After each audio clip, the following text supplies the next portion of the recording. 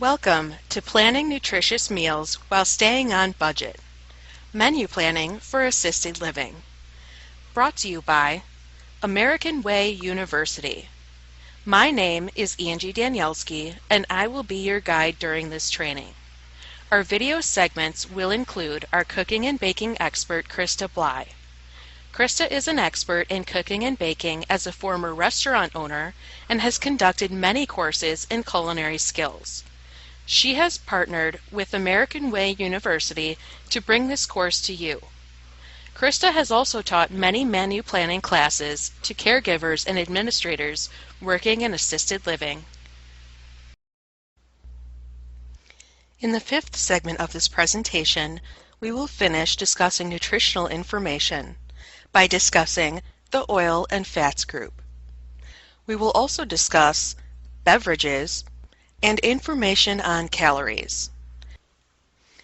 While not considered its own food group, oils and fats are still an important part of the diet as they provide essential nutrients for a healthy diet. Fatty oils from foods are an essential nutrient along with vitamin E, which helps to boost the immune system. Oils are fats that are liquid at room temperature that are often used in cooking.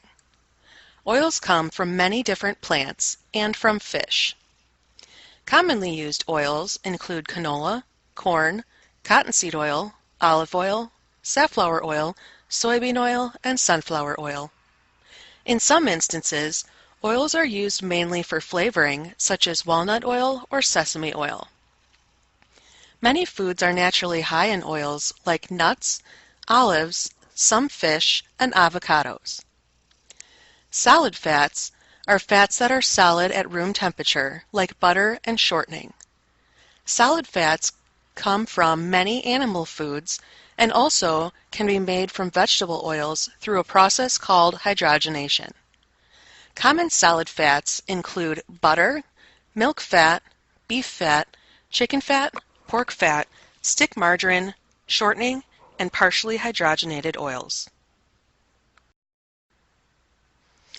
Many wonder how oils are different from solid fats.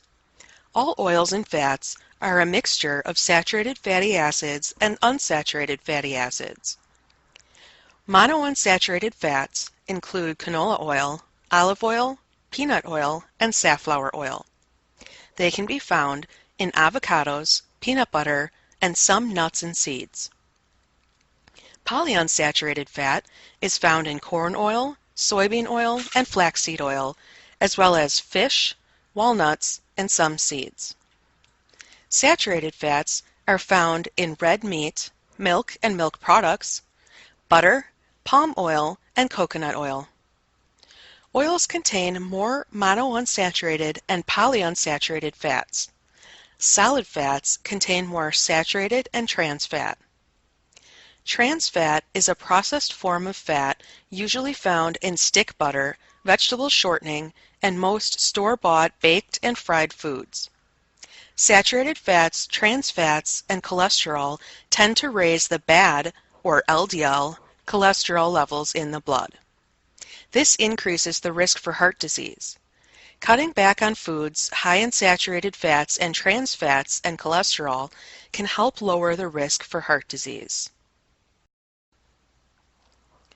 Only small amounts of oils and fats are recommended as part of a healthy diet. Because oils contain many of the essential fatty acids needed, an allowance for oils is included in the dietary guidelines. These guidelines suggest eating 5 teaspoons of oil per day for women over the age of 50 and 6 teaspoons for men over the age of 50. 1 teaspoon of oil is equal to 4.5 grams of fat on nutritional labels. In a typical American diet, most people get enough oils through the foods they eat. While consuming some oils is needed for health, oils still contain calories, and the amount of oil needs to be limited to balance the total daily calorie needs and oil intake. Reading nutritional labels will help provide information about what types of fat are in the foods we eat and can help in making healthy decisions.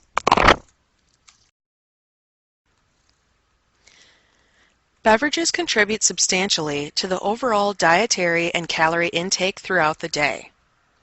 Although beverages provide calories and nutrients, they also may contain empty calories and sugar without any of the essential nutrients needed. Drinking beverages such as this is essentially the same as if we were to eat cubes of sugar or a spoonful of sugar. Beverages should be planned in as part of the total calorie intake for the day. Currently, the average American adult consumes roughly 400 calories per day in beverages. The most common beverages consumed by adults are regular sodas, energy or sports drinks, and alcoholic beverages. Beverages such as milk and 100% fruit juice do not rank highly for daily consumption of beverages by adults. Calorie and nutrient content vary highly among beverages adults consume most often. Regular soda, energy and sports drinks, and alcoholic beverages are high in calories but provide little to no nutritional value. Drinks such as fat-free or low-fat milk or 100% fruit juice should be offered to residents over other beverages because they provide essential nutrients and help to lower calorie content. Water and unsweetened beverages such as coffee and tea will also help to increase water intake for residents without adding calories. It is important to encourage residents to drink enough fluids to meet their needs. With age, some older adults may lose some of their sense of thirst or may take medication that decreases the water content in the body, which can lead to dehydration. Water helps to digest food, absorb nutrients from food, and helps to get rid of unused waste in the body.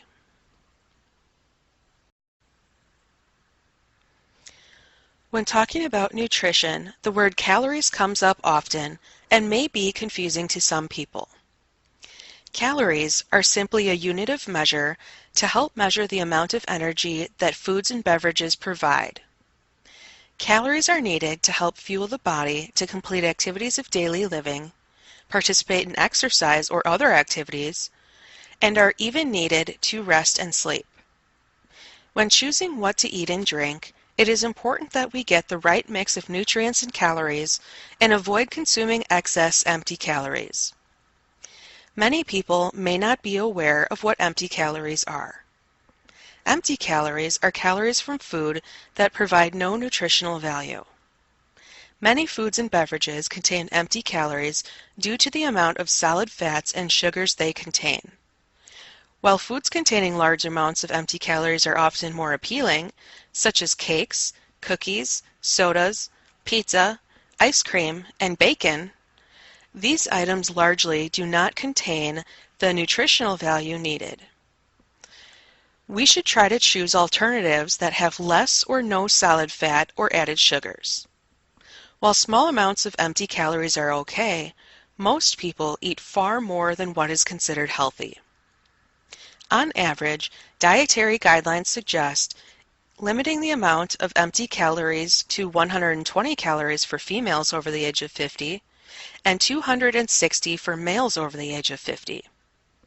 Limiting the amount of empty calories can be done by choosing healthy alternatives to some of the items we just discussed. For instance, fried chicken with the skin or breading on can be substituted for baked chicken breast without the skin. Regular ground beef can be substituted for extra lean ground beef.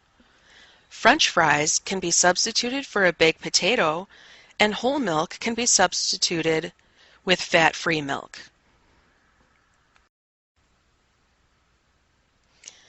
Another term commonly used when discussing nutrition is added sugars.